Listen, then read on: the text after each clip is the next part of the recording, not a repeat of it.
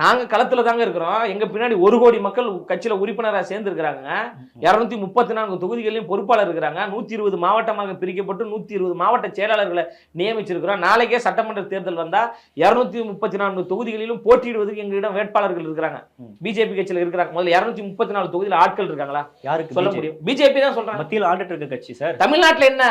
நீங்க எங்க வேணா ஆண்டுக்கோங்க. தமிழ்நாடு என்பது முற்போக்கு மண். இது தந்தை பெரியார் அவர்களால் பட்டை தீட்டப்பட்ட மண்.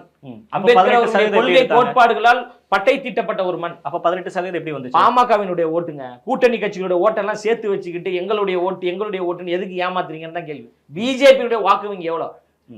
மக்கள் உங்களை ஆதரிக்கிறாங்க, வரவேற்கிறாங்க அப்படின்னா பிஜேபி என்னைக்கே தமிழ்நாட்டுல ஆளுங்கட்சியா வந்திருக்கணும்ல.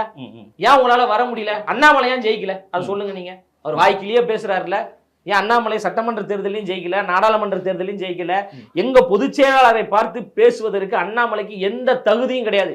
எங்க பொதுச் செயலாளர் மக்களை சந்தித்து ஓட்டை வாங்கி பாண்டிச்சேரியில் சட்டமன்ற உறுப்பினரானார் அதிகாரப்பூர்வமா. அண்ணாமலை வார்டு கவுன்சிலர் கூட ஆகல. நீங்க பேசலாமா?